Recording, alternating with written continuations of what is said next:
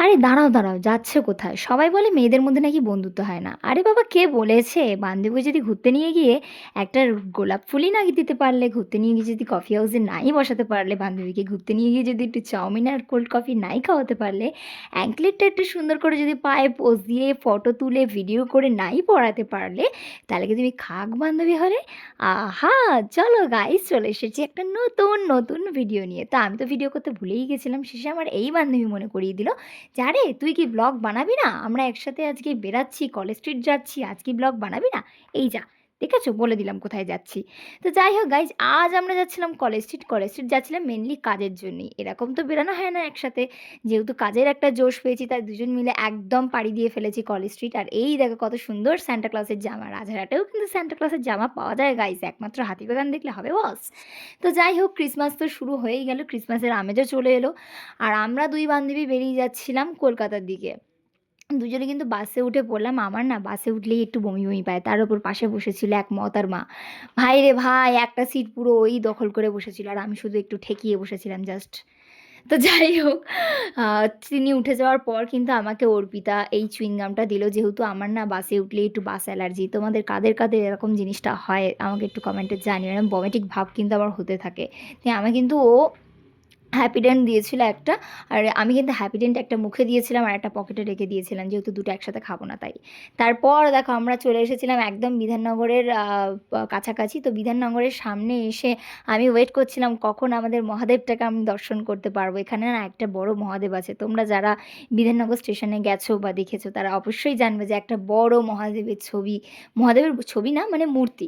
মূর্তি ওখানে আছে। আমার না ভীষণ ভালো লাগে। ভীষণ, ভীষণ, ভীষণ। তো অনেকদিন পর যাচ্ছিলাম। সেই পুজোর সময় লাস্ট এসেছিলাম। আবার কিন্তু এই আশা হচ্ছে আমার। তো দেখো গাইস, এখানে মহাদেবটাকে কত সুন্দর লাগে, কিন্তু সামনে দিয়ে চলে গেছিল কারেন্টের তার। তো যাই হোক, আমরাও একসাথে চলে যাচ্ছিলাম একটু। তারপর কিন্তু হাতিবাগানে নেমেই বান্ধবী বায়না ধরল তিতলি একটা ফুল কিনে দে। ও যদিও মজা করেই বলেছিল। আমি বললাম, "কোন ফুলটা নিবি বল?" ও আমাকে দেখালো, "এই যে পিঙ্ক গোলাপগুলো আছে, এই পিঙ্ক গোলাপগুলোর মধ্যে এই বড় ফুলটা আমার চাই।" সাধারণত রাজারহাটে এরম পিঙ্ক গোলাপ দেখলে একটার দামই ৩০ টাকা নিয়ে নেয়। হাতিবাগানে গিয়ে আমি জিজ্ঞেস করলাম, "কাকু, এই গোলাপটার দাম কত?" বলল, ৳১০। আমি বললাম, ৳১০ য় তুমি গোলাপ দিচ্ছ গো? বলে, "হ্যাঁ, দিচ্ছি তো।" ওরে বাপরে! তা আমি তো দেখে ভীষণ খুশি হয়ে গেলাম। বললাম, ৳১০ যখন তখন বান্ধবীকে একটা গিফট করাই যায়। আর দেখো ফুলগুলো কত ফ্রেশ না? এই শীতকালে না আমার ফুলগুলো ভীষণ ভালো লাগে। শীতকালের ফুল একটু আলাদা রকমই ফ্রেশ হয়।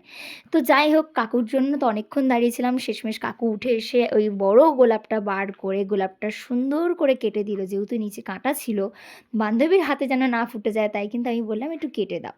যদিও ওনারা কেটেই দেন। সুন্দর করে কেটে দিলেন আর আমাকে বলল, "খুচরো বার করো মামুনি, আমার কাছে খুচরো নেই।"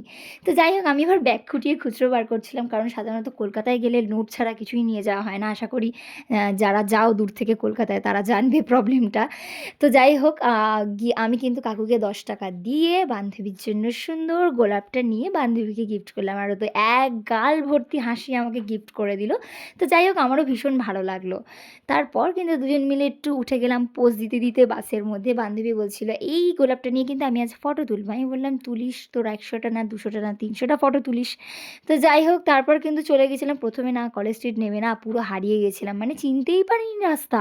কোথায় যে ঢুকে গেছিলাম ভগবান সেই জানে। গিয়ে দেখি আশেপাশে কোনো বই খাতার দোকান নেই, কিছু নেই। গেল কোথায় সব, গেল কোথায় সব।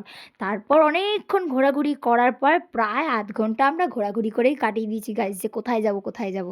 ঘোরাঘুরি করার পর মনে পড়ল, ও আমার হাতে তো ফোন আছে, ফোনে তো গুগল ম্যাপ আছে। তারপর কিন্তু চলে গেছিলাম ঘুঙুরের দোকানে। আশা করি তোমরা বুঝতেই পেরেছিলে আমি কোন দোকানে গেছি। হ্যাঁ, এটা সেই জায়গা যেখান থেকে কিন্তু আমি ঘুঙুর নিই।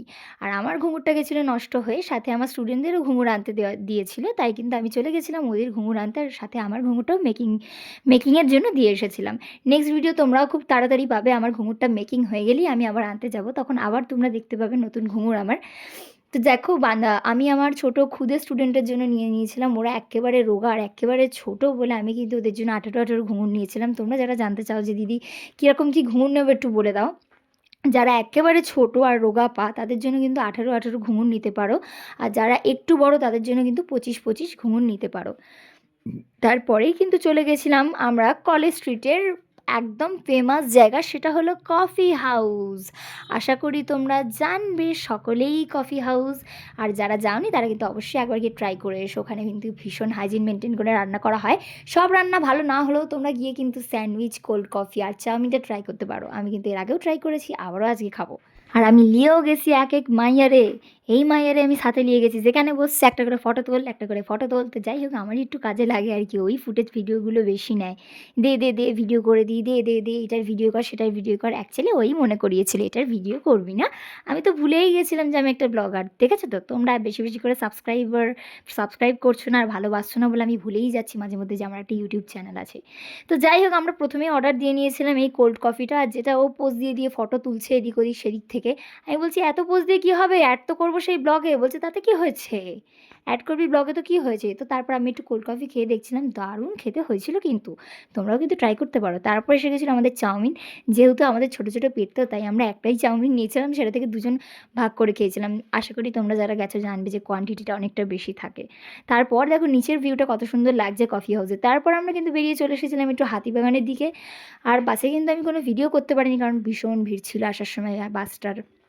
হাতিবাগানের দিকে চলে এসেছিলাম। হাতিবাগানে কিনে নেবো, কিনবো না, প্রথমে ভেবেছিলাম কিনবো না, কিন্তু এত শপিং করেছি গাইজ, সেই ভিডিও তোমরা পাবে যে আমি কী কী কিনেছি না কিনেছি সব তো দেখাবো তোমাদের। তো যাই হোক, এই এই মহারানী বকবক বকবক বকবক করতে করতে যাচ্ছে, ভাবছে যে আমি এর কথাগুলো তুলবো না। আরে না, আমি তোর কথাগুলো তুলবো না রে, আমি এগুলো সব হাইড করে দেবো, দিয়ে শুধু তোর ফেসটাই রাখবো, তোর ফেসটা দেখলেই মানুষজন হাসবে। তো যাই হোক, আমরা দুজন মিলে একটু জামা কাপড়ের দোকানে চলে গেছিলাম। আর এখানে একটা লোক চেল্লাচ্ছিল, আরে ব্লগ করছে ব্লগ করছে। আমি যে কাকু তোমার তো প্রফিট, আমি ব্লগ বানাচ্ছি, সবাই তোমায় দেখতে পাবে, তোমার দোকান দেখতে পাবে। তো দেখো আমাদের শপিং কিন্তু অলমোস্ট কমপ্লিট। তারপর কিন্তু আমি একটা মোবাইলের কভার কিনতে চলে গেছিলাম। ওই যে বলে না, মেয়েরা বেরালে কিছু না কিছু তো একটা খরচা হবেই হবেই। তো সেটাই হচ্ছিল আর কি আমার বেলা। এটা ভুল কিছু নয়, এটা হয়, এটা মেয়েদের নেচার গাইজ, নেচার। যাদের গার্লফ্রেন্ড আছে তারা জানবে, আর যাদের বয়ফ্রেন্ড আছে মেয়েদের মতো তারাও জানবে। এক একটা বয়ফ্রেন্ড হয় না, গিয়ে এটা নেবো না সেটা, ওটা নেবো না ওটা। আরে ভাই তোরা ছেলে। তো যাই হোক, আমরা এই দুটো অ্যাঙ্কলেট কিনেছিলাম, সেম সেম অ্যাঙ্কলেট। আমাদের কিন্তু ভীষণ পছন্দ হয়েছিল। আইডিয়াটা ওরই ছিল যে চল আমরা একটা করে অ্যাঙ্কলেট কিনি, অ্যাঙ্কলেট কিনে পরি। বাসে কিন্তু অনেক চেষ্টা করার পরও আমরা অ্যাঙ্কলেট পরতে পারিনি। আর বাসের যেহেতু একদম লাস্ট সিটে বসেছিলাম, বাবারে বাবা একটা করে বাম্পার লাফাচ্ছে আর আমরাও যেন লাফাচ্ছি। এদিকে কলকাতা কিন্তু মেতে উঠেছিল পুরোপুরি ক্রিসমাসের আভায়। দেখো জাস্ট কত সুন্দর চারিদিকটা সাজানো হয়েছে। সামনেই কিন্তু 25 ডিসেম্বর আসছে খুব তাড়াতাড়ি। আর কলকাতা মেতে উঠেছে কিন্তু ক্রিসমাসের আয়োজনে। কত সুন্দর চারিদিকে লাইট দিয়েছে, এইগুলোই আমার দেখতে না বেশি ভালো লাগে। তো যাই হোক, আমরা কিন্তু বাড়ির পথে এগাচ্ছিলাম। তারপর কিন্তু নেমেই বলল, আয় আমি তোকে একটু অ্যাঙ্কলেটটা পরিয়ে দিই। আমি বললাম পরা পরা, সুন্দর করে পোজ দেবো একটু। তো যাই হোক, ও আমাকে অ্যাঙ্কলেটটা পরার পর আমি কিন্তু বললাম, দে আমিও তোকে অ্যাঙ্কলেটটা একটু পরিয়ে দিই। তারপর আমিও ওকে অ্যাঙ্কলেটটা পরিয়ে দিলাম সুন্দর করে। অ্যাঙ্কলেটটা কিন্তু আমাদের দুজনের পায়েই না যাওয়ার সময় বাস লেট হওয়ার কারণে কিন্তু আসার পথে আমাদের একটু বিকেলই হয়ে গেছিলো, কিন্তু যাই হোক কোনো ব্যাপার না। ও এবার ওখান থেকে একেবারে পড়াতে চলে যাবে আর আমি চলে আসবো আমার বাড়িতে। তো সেটা ভেবেই আমার একটু খারাপ খারাপ লাগছে যে ও একেবারে গিয়েই পড়াতে হবে, ওকেও একটু রেস্ট পাবে না। তো যাই হোক, ও চলে যাচ্ছিলো পড়াতে আর এখান থেকে আমিও চলে আসছিলাম বাড়িতে। তো এই ব্লগটা তোমাদের কেমন লাগলো অবশ্যই জানিও। ভালো লাগলে কিন্তু লাইক কমেন্ট শেয়ার আমার চাই, আর অবশ্যই চ্যানেলটা সাবস্ক্রাইব করে দিও। বাই গাইস, দেখা হচ্ছে নেক্সট কোনো সুন্দর সুন্দর সুন্দর ভিডিওতে।